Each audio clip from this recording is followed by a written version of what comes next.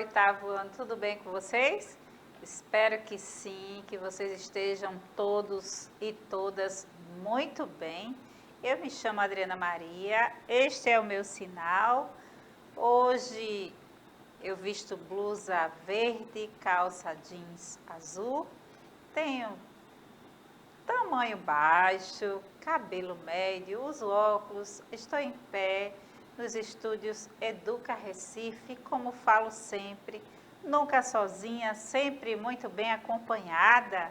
E eu tenho Késia, tornando a nossa aula muito mais acessível. Então, isso é um privilégio, não é? Poder transmitir uma aula. E nesta aula acontece a acessibilidade. Também temos o nosso chat, não é? Pelo aplicativo Educa Recife. Você fala comigo e com a professora Viviane Santos, que vai dar o ar de sua graça aí, toda maravilhosa. Olá, oitavo ano, olá todo mundo que está em casa, já estou aqui, ó, pronta, preparada aqui no chat. Então, se você tiver alguma coisa para comentar sobre a aula, alguma dúvida, algum questionamento, eu estou aqui. Manda sua mensagem, né, professora Adriana? Sim, que a com gente certeza. conversa aqui, discute, Verdade. tá certo? E ao longo da aula eu vou acompanhando também com vocês aí em casa. Minha gente, eu sempre gosto de falar sobre a importância, não é, de acessar pelo aplicativo Educa Recife. Às vezes não fazemos, mas é sempre bom fazer, não é, falar, porque a nossa rede ela está em movimento constante. Então, os nossos alunos e alunas permanentes já sabem dessa informação, mas sempre chega, não é, aquele novo aluno, nova aluna que vem de outro estado, se matricula na nossa rede. Então, se você é este aluno novato, novata, você pode acessar, não é, as nossas aulas pelo aplicativo Educa Recife, pelos QR Codes que aparecem aí na tela da sua TV. Não é? Os nossos produtores estão sempre colocando, não é? Os QR Codes estão aí. Então, pessoal, ainda tem outra forma de acessar, que é pelo nosso canal de YouTube. Também você se conecta lá, não é? Entra lá e aí você assiste as aulas, seja pela manhã, tarde, final de semana, noite, não é? Então você pode acessar qualquer conteúdo e ficar aí completamente, não é, conectado com essas aulas, conectada com essas aulas que foram preparadas para vocês. Então, o tema da nossa aula de hoje é gêneros textuais, memória e crônica. Já vimos outros gêneros, falamos sobre debate, não é? Falamos sobre seminários e agora nós estaremos falando um pouco sobre memória. E eu gostaria que vocês acolhessem com carinho essa aula e que fosse gerada essa memória, não é, educativa de uma forma saudável, não é, em vocês. Esse é o nosso desejo, não é, professora Viviane? E mais, uma memória positiva, né? Uma memória positiva, não é, afetiva. É tão bom quando lembramos de algo com carinho, não é, com afeto, mas é tão ruim quando temos memórias mal construídas. Isso não é legal. Então, o objetivo da nossa aula é identificar, produzir, diferenciar pelas características e propósitos destes gêneros textuais, que são dois, não é? Memória e crônica. Então, justamente parar para pensar sobre como os dois gêneros textuais também se conversam, né? A crônica vai ser um gênero textual muito mais voltado para o nosso dia a dia, então ela faz uma reflexão, Sim, né, professora, sobre, é uma mistura de coisas, é uma narrativa que vai também se preocupar em fazer questionamentos, né? Em olhar para uma coisa que acontece no nosso dia a dia de um ponto de vista completamente diferente do que a maioria das pessoas observa sobre determinada situação. Então, os dois gêneros textuais são importantes, mas tem uma abordagem um pouco distinta, né, professora Adriana? Verdade. E aí, minha gente, sempre é bom ter um teórico que fundamenta, não é aquilo que vamos falar, que vamos expor, né, na nossa aula. Nós aqui, eu, professora Viviane, estaremos fazendo essas exposições assim dialogadas e é importante, não é? Então, segundo Douglas, ele diz que os gêneros são geralmente determinados com base nos objetivos dos falantes e na natureza do tópico tratado. Então, nós vamos ver os tipos de crônicas, não é? Cada um desses gêneros tem as suas características. Então, é muito importante saber de tudo isso. Conclui-se que os gêneros são influenciados por fatores externos. Esses fatores são variações sociocomunicativas e discursivas. Então, a crônica, né, dentro das suas características e dos seus diferentes tipos de crônicas, elas têm a sua função, né, como também as memórias. E é sobre isso que vamos conversar. Então, observe o exemplo de um gênero, né? Desculpa. Observe um exemplo do gênero memória. Então, tem aqui, eu acho que é uma memória afetiva aí, talvez não dessa geração, mas essa geração já ouviu falar, não é, sobre as histórias contadas, não é, do sítio do Pica-Pau Amarelo. Então, tem uma memória aqui, né? A história do Faz de Conta. Vou ler para vocês, porque a leitura também faz parte, não é, do nosso aprendizado, da nossa recomposição. A última parte das memórias contam sobre o Faz de Conta, sobre algumas aventuras na Grécia e terminam com uma das passagens mais emotivas do sítio. Sempre choro quando assisto aquelas palavras finais. Visconde narra o que aconteceu com o pequeno Polegar e com a Sininho. E com a Emília, inventou o Faz de Conta. Com a dona Carochinha chegando ao sítio. E o Pedrinho e a Narizinho na janela, tomando conta. Está vindo. Não, gente, vamos voltar aqui, não é? Tomando conta. Emília é quem está responsável por esconder os 2 fujões. Além da dona Carochinha, a Cuca também está vindo. E quando todos estão desesperados e parece não haver nenhuma chance de salvar o pequeno Polegar e a Sininho, a Emília usa o seu Faz de Conta e transforma os 2 em besouros. Então, isso quer dizer que os besouros que a Emília usa como espiões são, na verdade, o pequeno Polegar e a Sininho transformado com Faz de Conta? Eu sei que eu fiquei em choque. Naquele momento, no entanto, era o suficiente para livrar da dona Carochinha, que fica em choque ao abrir o baú e não encontrar quem procura. Tia Anastácia, então, expulsa as bruxas avassouradas. Então, nós temos aqui uma memória, não é? Das histórias contadas por Visconde.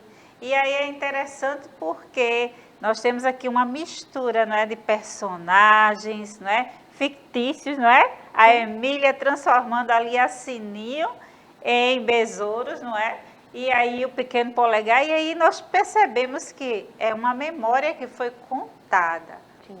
É muito interessante, professora, pensar na figura do Visconde, Sim. porque ele é, em muitos momentos, para o sítio do Pica-Pau Amarelo, a pessoa que conta as histórias. É claro que Dona Benta conta histórias, Tia Anastácia conta histórias, mas o Visconde, ele é o erudito, ele Sim. é o homem dos livros. E a gente tem que pensar que, que o gênero textual memória vem desse lugar em que a memória era passada de pessoa para pessoa, que Sim. vem da oralidade também.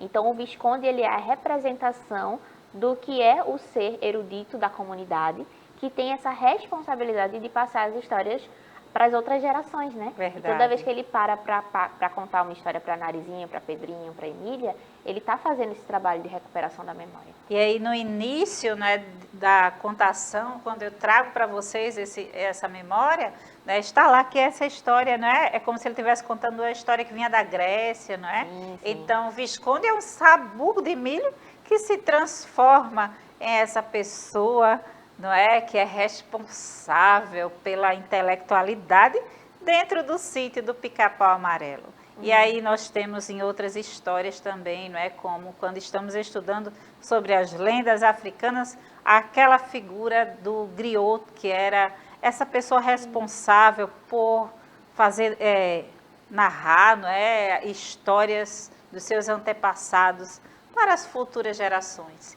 E aqui, não é, vivenciando a nossa cultura, também temos, não é, os contadores de história, né, histórias literárias, histórias da nossa cultura, e é tão importante, não é, conhecer essas memórias, não é, através dessas pessoas. E eles são vistos como seres sábios. Sim, verdade. Né, professora? Porque eles detêm não toda a memória, porque Sim. ninguém consegue ter toda a memória, mas boa parte da memória. Então, quando a gente tem uma dúvida, a gente se aconselha, inclusive, com esses guardiões da memória, né? Eles, boa palavra, professora Viviane, guardiões da memória. Que possamos ser, não é, quem sabe, os futuros guardiões de boas memórias. Então, pessoal, característica do gênero memória, não é? A linguagem é um instrumento essencial para narrativa e escrita, né?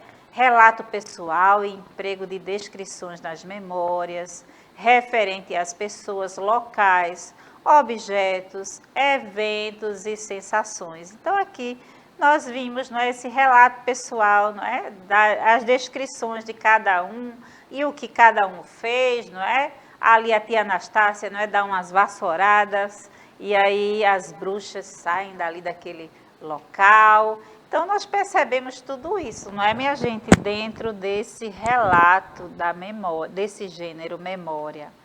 E aí o uso de figuras de linguagem, expressões em primeira pessoa, verbos no passado, termos de referência à época, expressões que colocam o leitor na época narrada, não é? Como naquele tempo.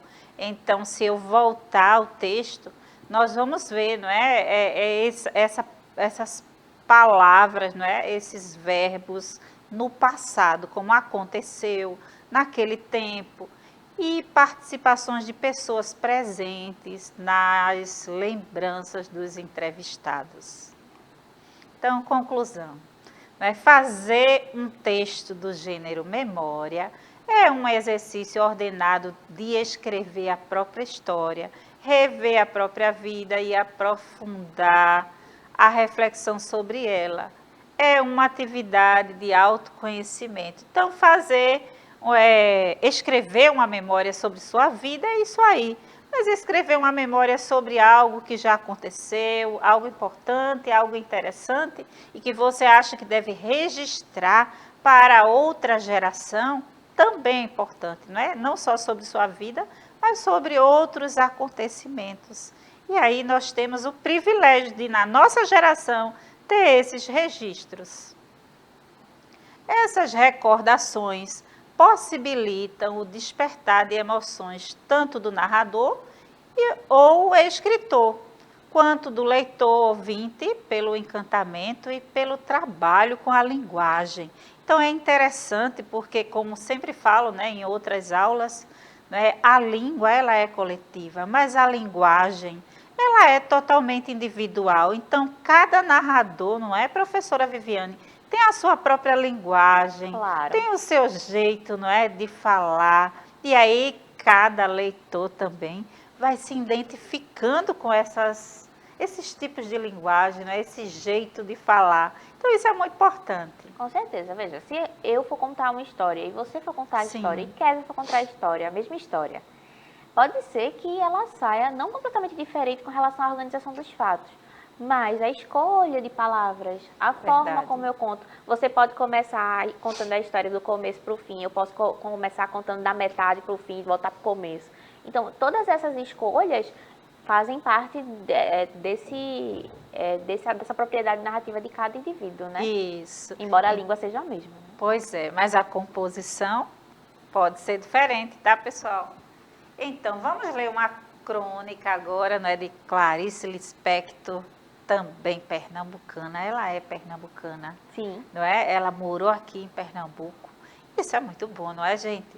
Então, vamos ler essa crônica que é bem interessante. A crônica, parece ser idêntica, né? Tá? Essa colocação agora que a professora fez, ela é diferente do gênero memória. Vamos ver. Então, o pequeno monstro é o primeiro aluno da classe. Não brinca, seu segredo é um caracol.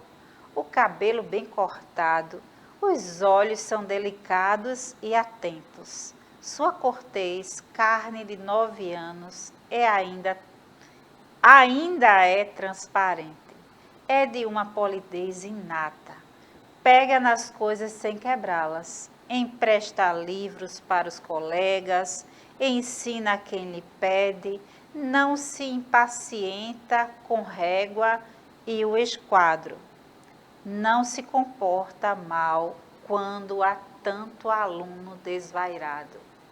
Seu segredo é o caracol, do qual não se esquece. Um instante. Seu segredo é um caracol tratado com frio e torturante cuidado. Ele o cria numa caixa de sapatos com cuidado. Com cuidado, adia-lhe atentamente a morte. Seu segredo é um caracol criado com insônia e precisão. Temos aí uma crônica bastante interessante sobre o comportamento de um aluno que não é um aluno comum, né? Ele é um aluno diferenciado no sentido de que ele poderia ser virado, como a gente diz, mas ele não é, né? Ele é um aluno tranquilo. Então, o que justifica a tranquilidade desse aluno? E aí a gente vai descobrir que ele possui um bichinho, que é o caracol, a quem ele dedica boa parte de seus dias, né, professora Adriana? E aí o cuidado, o zelo com aquele bichinho, que ele tem tanto cuidado para que não morra com facilidade, porque caracol é um bichinho, né, delicado. E aí ele vai exercendo essa paciência cuidando de um outro ser vivo, né?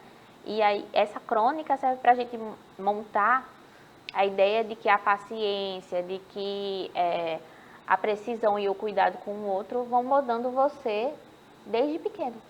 Pois é, e esse aluno, né, que Clarice Lispector descreve aqui, né, nessa crônica, é interessante porque essa crônica, quando ela coloca como um título aqui, não é? Título, criei outra palavra.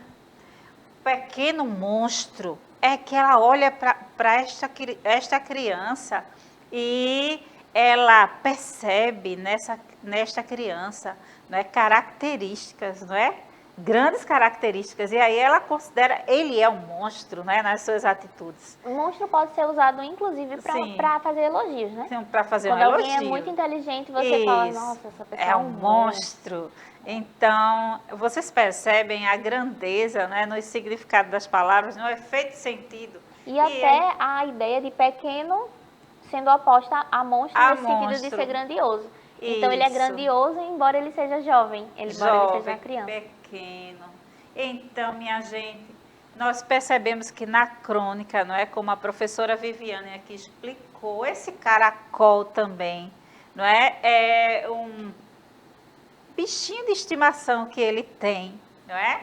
E que ele não gostaria de falar, porque é normal ter um cachorro, ter um gato, não é? Ter um papagaio, ter um pássaro, não é? Sim. Que não é aconselhável ter pássaro preso, mas tem pessoas que têm, né? Seus bichinhos de estimação lá em casa. E aí é interessante que ele cria um caracol. E esse é o seu segredo, Sim. não é?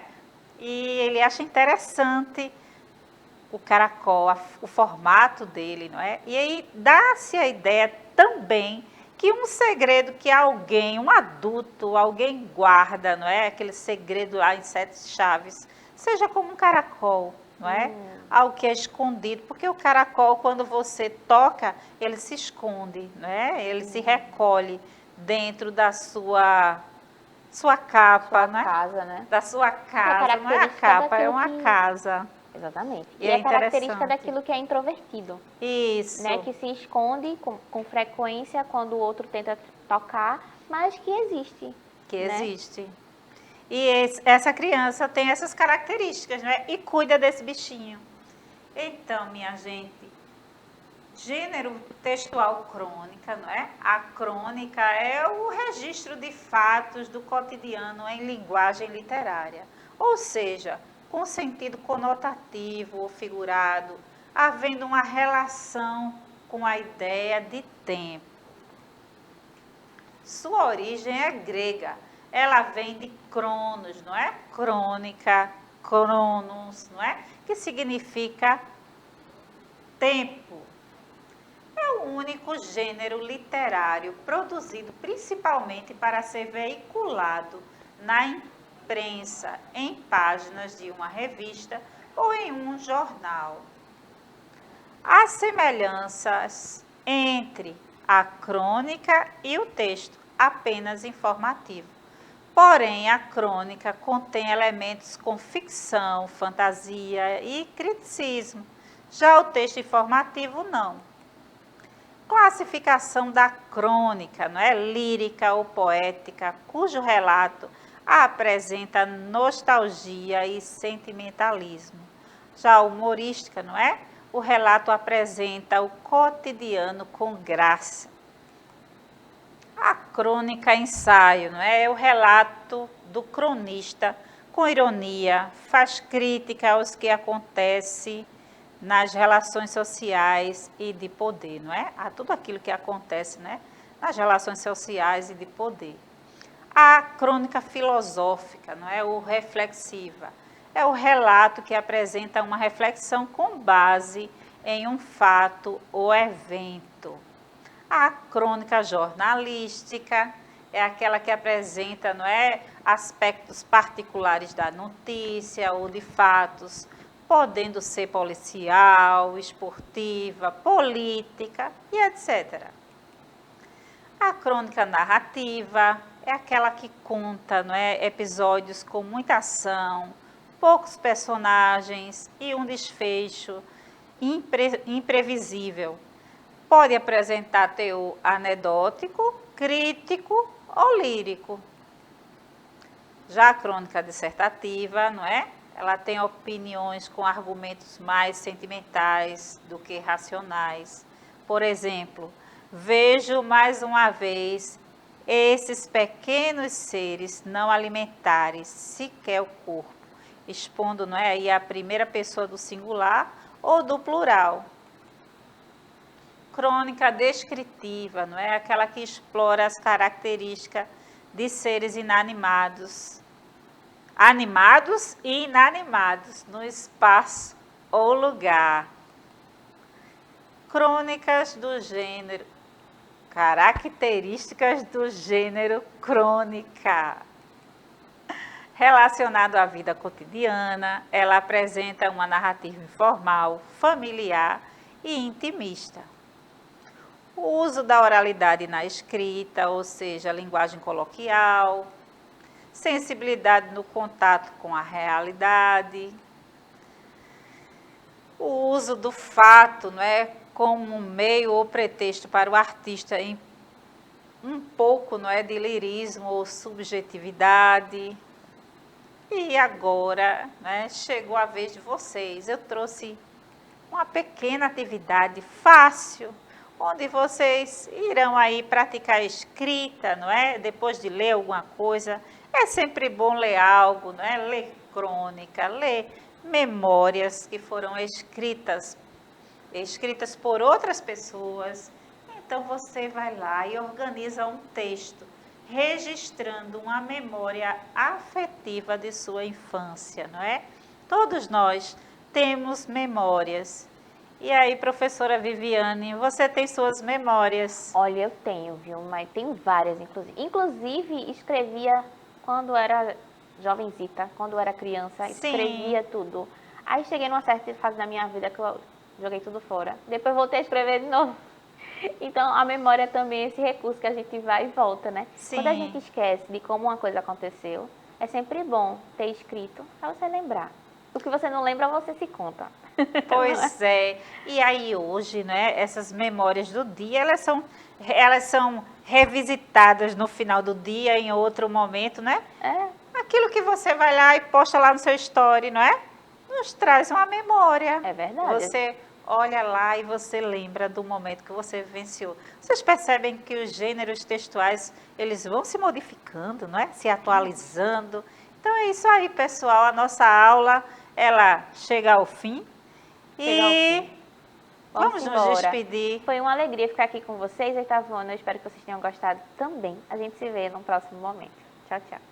Eu agradeço a Késia que esteve aqui conosco, a produção. E até mais, pessoal.